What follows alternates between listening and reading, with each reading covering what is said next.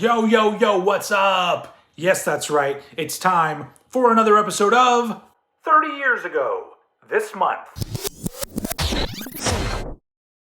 We've made it to the month of October, folks. That means we're going to be talking about all of the shit that I feel like talking about that happened 30 years ago in October of 1992. Kind of a light month, really. Probably the lightest one we've had so far. But whatever, we'll make the most of it. Let's get into it. Really, the only notable thing that happened in the world of music news in October of 1992 is not actually related to any music I give two fucks about even listening to. But it was an interesting thing at the time because I remember seeing it live on television.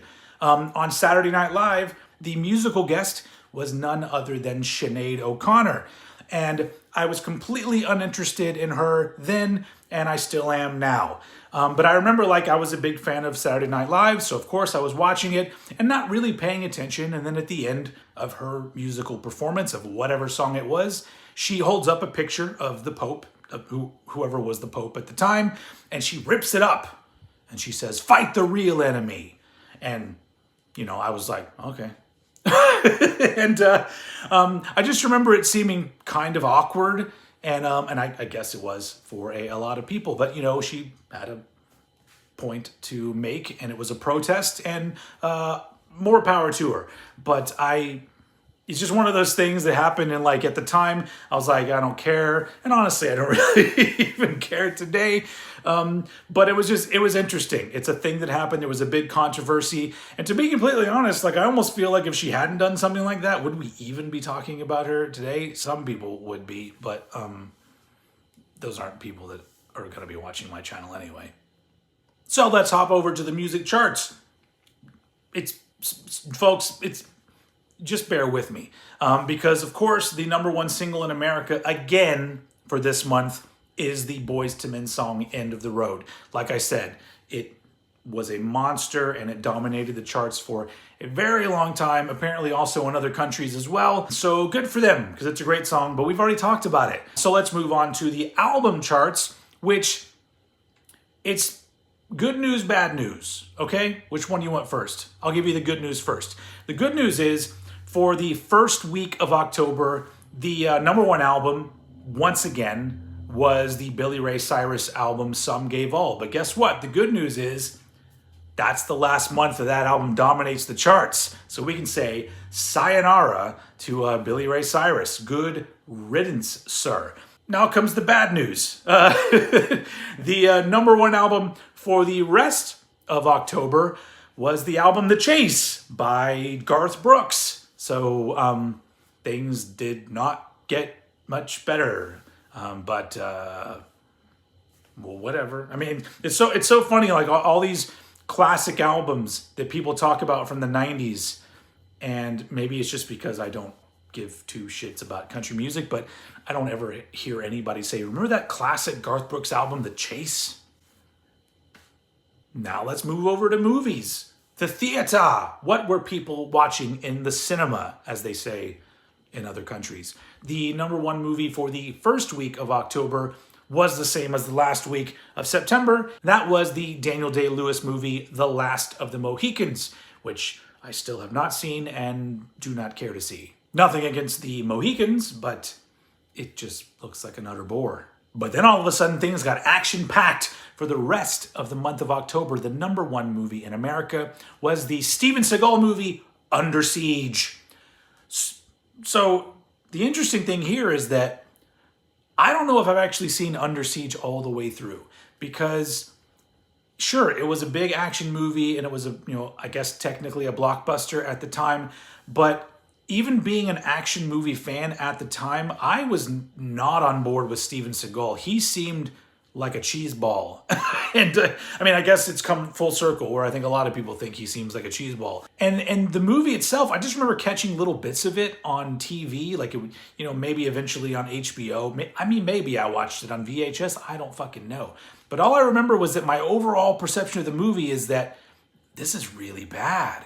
And so much so that I remember there's a part in the trailer that I used to make fun of all the time. And it's still pretty fun to mock it. Because the whole premise of the movie is that, like, there's a, I don't know, are they on a battleship or some sort of gigantic, and then people take it hostage. Tommy Lee Jones, Gary Busey, I don't know if they're both the bad guys, but they're in the movie. But they don't realize that Steven Seagal is on the ship.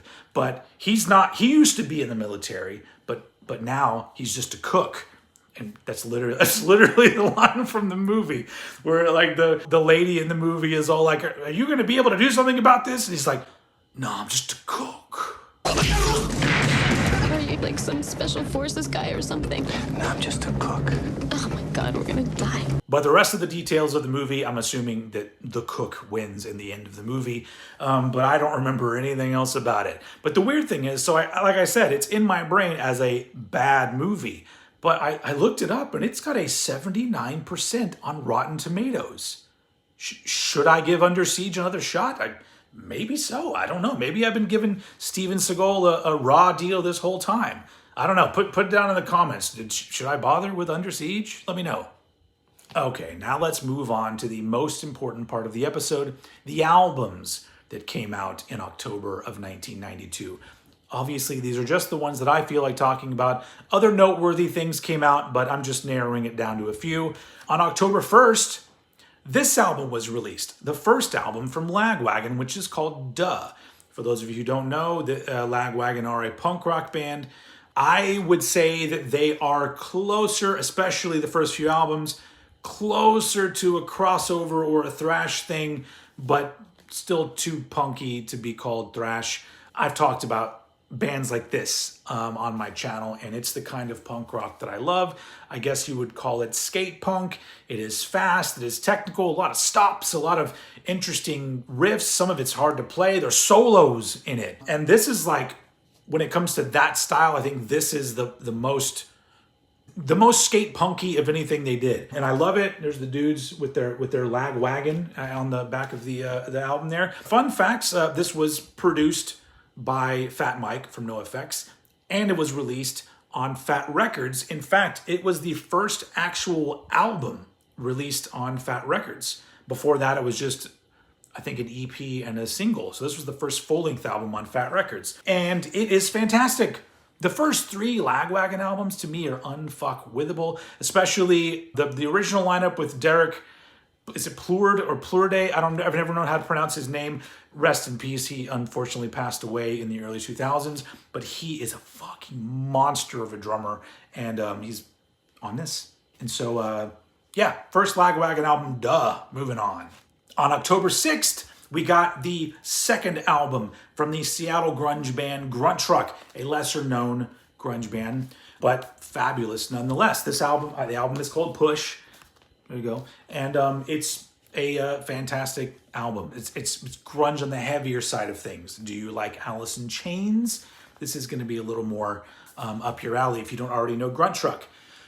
Technically, I guess this would be considered their last actual album, because they went into the studio to record a third album. They had all kinds of money issues, and they kind of split up. And then I think they reformed and recorded most of another album, but then the singer, Ben McMillan, became ill, and then eventually, unfortunately, he also passed away in the early 2000s. We have two big losses connected to this episode. But then eventually in 2017, they kind of put together the third album and put it out. You can find it out there. It's very good. But we're talking about Push, which is amazing. I mean, I had the song Tribe, which you may have heard on Headbangers Ball if you were watching it back in the day. Also Crazy Love, another great song on here. It's just a fantastic 90s grunge album. One that should be talked about a lot more, because it is really, really good. So Grunt Truck, Push. Also on October 6th, another album was released that I guess could be associated with the grunge thing that was going on, but I think big fans of this band would probably argue otherwise, that they're not really grunge. I only have a cassette version of this album, Grave Dancers Union by Soul Asylum. This is like their sixth album, I believe. Like, they started in the early 80s and were, I guess, kind of a bigger underground band, but this was the first like big deal album they put out. I mean, it already has Somebody to Shove, I think, was the first single off of it, which is a fantastic song. But then, of course, eventually they released the single Runaway Train, which I guess everybody fucking knows because it blew up like crazy. Probably the biggest song of Soul Asylum's career, who are still a band. Dave Pirner has kept this thing going over the years, and they still do quality shit. But in '92, this album was huge. And yeah, I mean, I don't really need to talk much about Soul Asylum, especially this album. I feel like if you know it, you know it. If you don't, I'd go give it a listen. It's a cool album. Grave Dancers Union. On October 13th, an album was released that is quite possibly in my top, if I do a top 20 albums ever, this is probably in there for me. This is a very special album for me. Unfortunately, I do not have it on vinyl because the only version released on vinyl was the one back in the day, and there's like one pressing, and it is expensive. If anybody wants to send me some money or send me a copy of this album on vinyl, please do, because it's fantastic. Quattro by Flotsam and Jetsam. As the name in Spanish alludes, it is the fourth album from Flotsam and Jetsam. And I think it's their strongest album. When it comes to like thrashiness, maybe I'd go with No Place for Disgrace. But just an overall just really well done metal album is this one.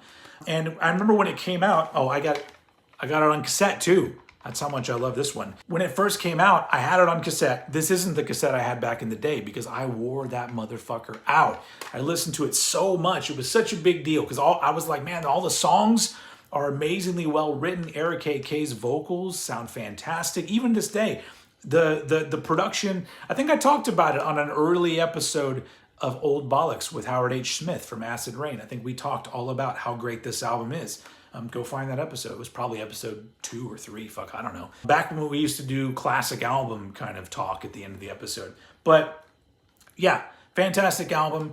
I've loved it ever since, and it still is amazing to me, and is an album that should be talked about a lot more as just one of the greatest metal albums of the early 90s because it's fantastic. So there you go, Quattro.